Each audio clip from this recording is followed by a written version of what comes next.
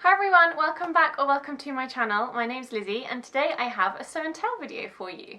So I've made 3 things over the last 6 weeks or so that I'm going to show you today. The first of which you will have already seen if you've seen my recent video on fitting the Named Solina top.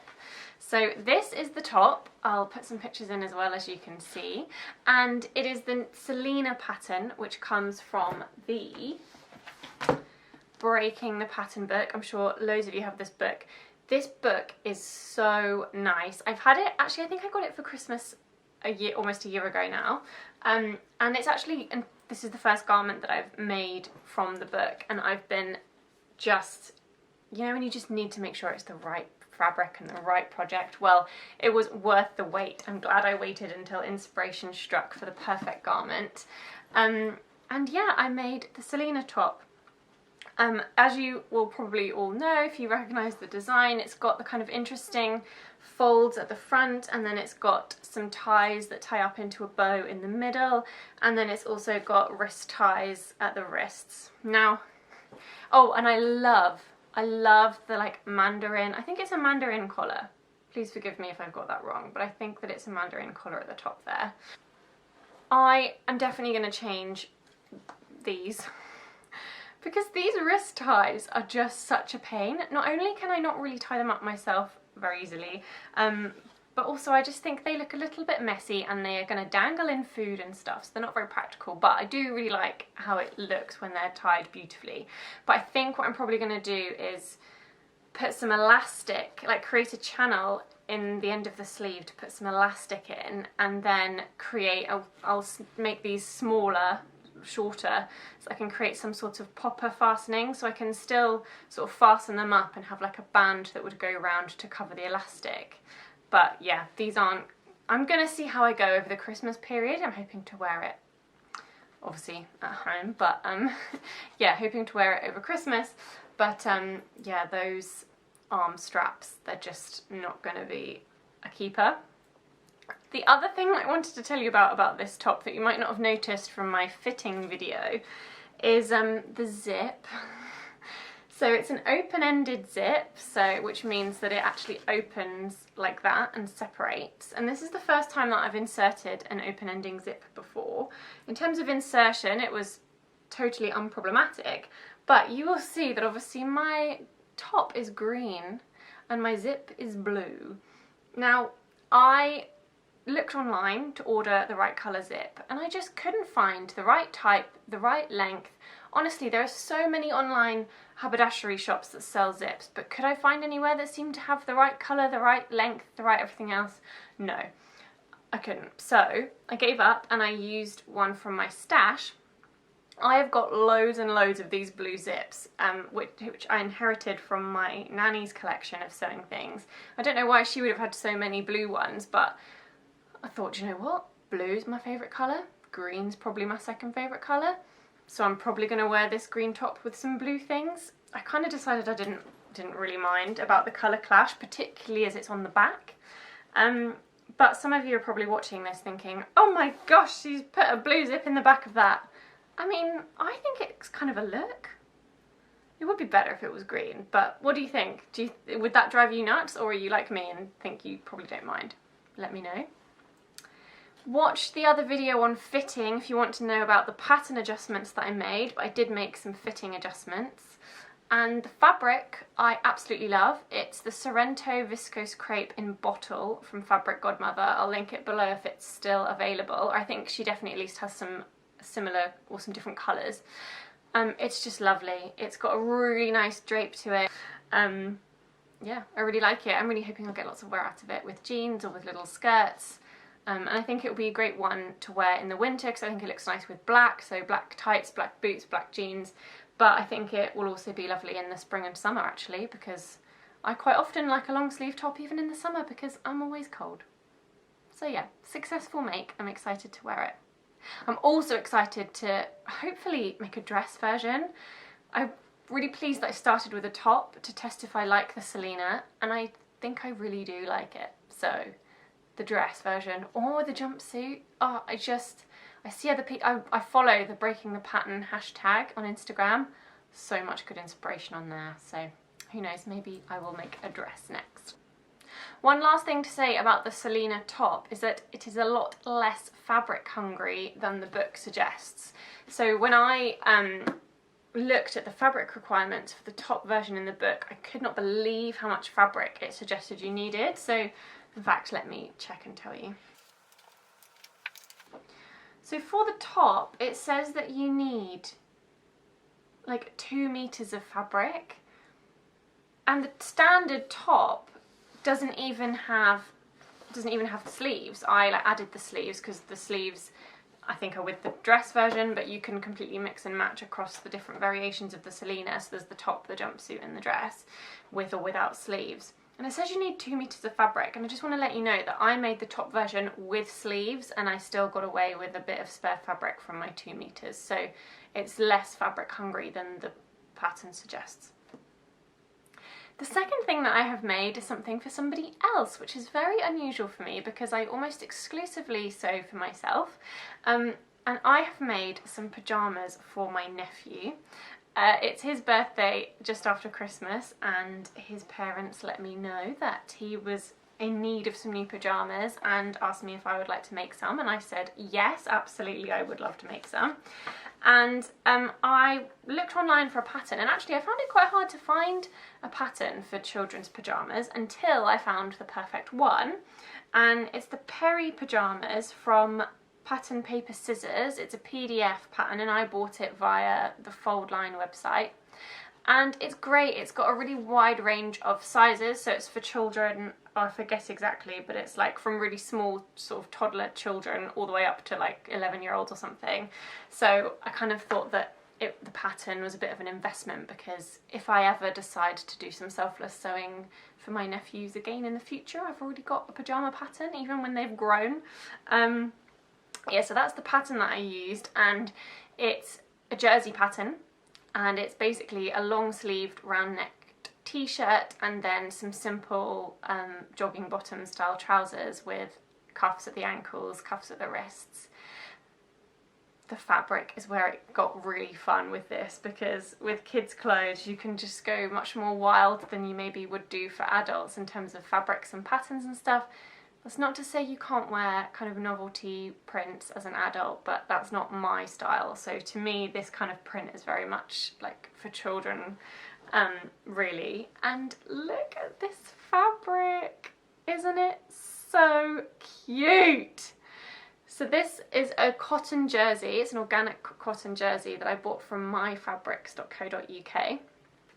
And it's got these little mustard and blue and green dinosaurs on, and I added I also did the neck bands and the cuffs, and I added a waist hemband. This isn't part of the pattern, but I added this.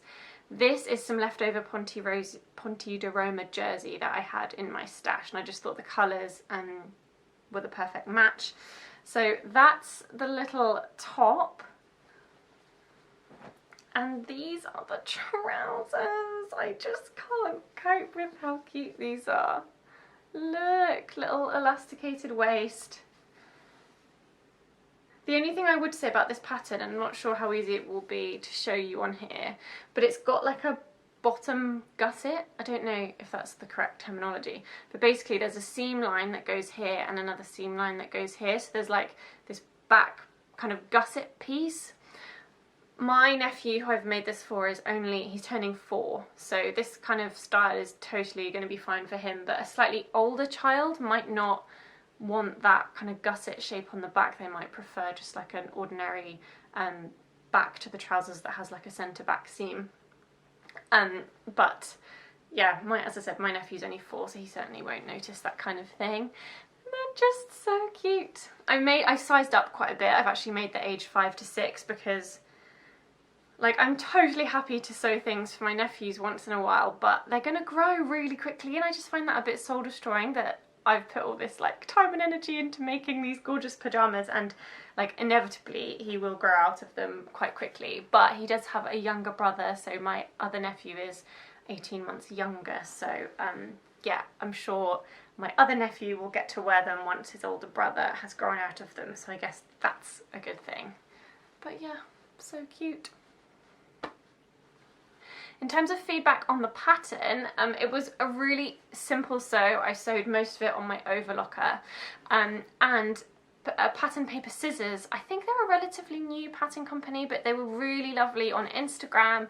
I did a few stories when I was making them, and they sort of commented back and said, oh, you know, let us know if you have any issues with the pattern or whatever, or, you know, let us know what you think, like, we're here to help, which I thought was really nice customer service. You definitely don't expect that for pattern companies to sort of randomly offer their help on Instagram, but that was really thoughtful and nice. The only issues that I had were with, well, one issue was with printing the pattern as a PDF. It's an issue I've never come across before. The issue was that when I printed it, some of the, you know, when you print a PDF pattern, you have the little sort of triangles or diamonds on the edges that you have to kind of match up with each piece. Well, the ones on the bottom weren't printing out, despite the fact that I had it printed at 100%, everything else was fine. I was printing from a Mac, from the preview app on my MacBook, and apparently the solution is to print it out from Adobe, so that's just an FYI. I don't really like the idea of having to print from Adobe, but apparently that's the solution, so just to let you know, apparently that's the solution. Print your PDF patterns from Adobe and it should avoid bits being missed off in the printing. The other thing is, and I need to go and get the pattern and have a look because I probably am just being blind, but when I read through the pattern I couldn't spot where it said what the seam allowance was, and I've probably just missed it, but I couldn't spot in the instructions where it said the seam allowance, so I just went with a 1 centimetre seam allowance and it worked out totally fine. So as long as you're consistent with your seam allowance, it's not really an issue. But other than those things, it was, yeah, a dream to sew, and as I said, I think it's great that I've now kind of invested in a child's pyjama pattern that I can use for kind of years to come for whichever children in my life that I may want to make pyjamas for. They also do a men's and a women's version, so I mean, if any of you want to like have matching pyjamas with your kids or anything, I think that's super cute. So yeah, women's and men's versions of the pattern are available too. The last thing that I want to tell you about is this dress that I'm wearing now.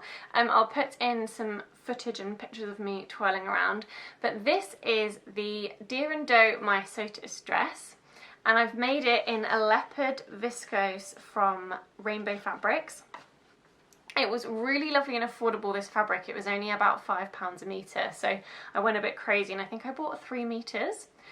I know for some of you 3 metres is probably your go-to amount, but I never buy that much fabric, but I thought it's such good value, and I was kind of not sure if I wanted to go all out and make like a full-blown tiered maxi dress.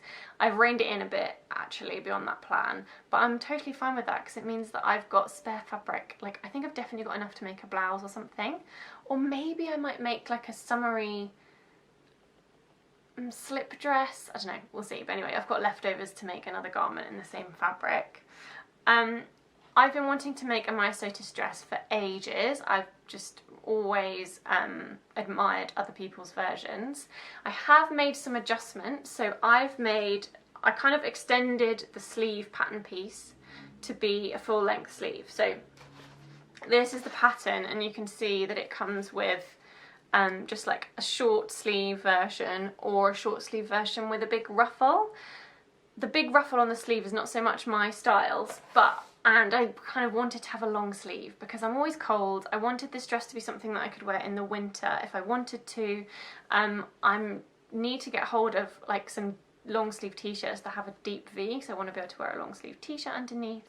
So I just extended the sleeve pattern piece, and I've inserted some elastic into a channel in the at the hem of the sleeve, so they've just got like a little elasticated bit at the end, which I think is really cute. I also lengthened the skirt by I think about 13 centimetres to make it just below my knee.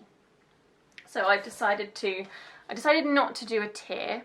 I love it on other people, but you know when you're just not quite sure if a style is going to work on you? Like, I love the tiered dresses on other people, but I'm not sure they're me. So I went with just a straight skirt, but well, not straight, it's a gathered skirt, but I didn't add the extra tier, but I've lengthened it so that it covers my knees.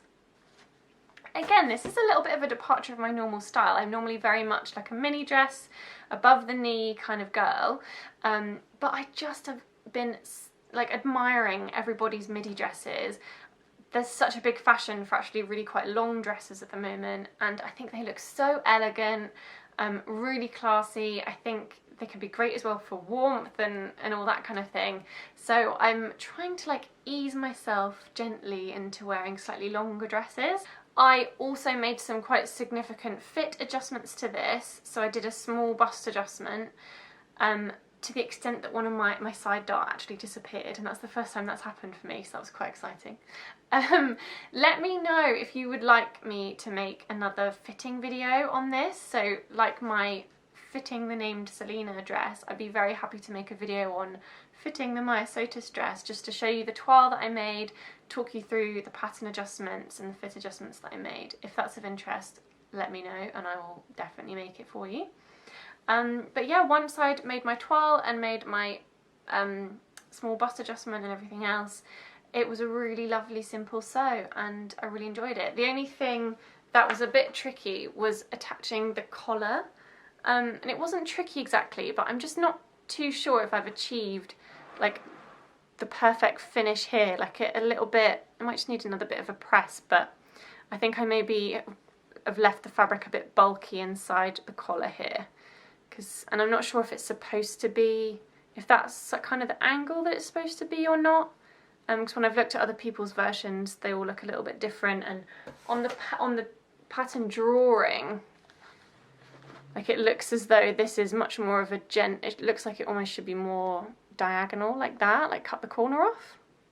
But it's hard to tell. But anyway, I really like it. I just, I'm a stickler for trying to get things right if I can. So next time I'll be, yeah, seeing what else I can do with this collar. I spent quite a long time trying to decide which buttons I'd like to choose. I'm still quite a beginner at buttonholes, and these buttonholes were particularly important in my sewing journey because I am lucky enough to have been given my nanny's old sewing machine, and it's an electric machine. Is that what you call it? It's not a manual machine. It's one with like a little electric display.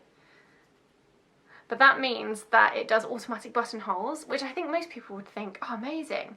But no, my old machine, which I'm passing on to my mum, does manual buttonholes. So I've only ever learnt to do manual buttonholes, and I really like doing manual buttonholes because you've got control over every single step of the buttonhole. Oh, these automatic buttonholes I think are really quite stressful because you just have to trust that you've got, obviously I did loads of like test buttonholes before going on the actual pattern pieces, but you have to know that you've, you know, you have to know that you've got your settings right, and when you put your foot on that pedal, you just have to hold your foot pedal down until it's done, and it's just like so nerve-wracking because I feel like I don't have control. But anyway, I've got my buttonholes in. You will notice, the eagle-eyed amongst you, that my buttonholes are going the wrong way. So after all my practice and like really taking my time, the buttonholes are supposed to go vertically, mine go horizontally, but actually, although they are functioning buttons, I don't actually need to undo the buttons to get it on, so it like totally doesn't matter, they're just going to sit there like that. But that just made me laugh at myself because, you know, after all that time of trying to make sure my buttonholes were going to be right, I then did them the wrong way around, but never mind, doesn't really matter. And yeah, I'm pleased with the buttons I chose in the end. I just went for these small little, oh, is it going to focus on my buttons? They're just these little like ever so slightly pearlescent white buttons, and I just like how they catch the light. They kind of blend in really, but just add a tiny bit of detail.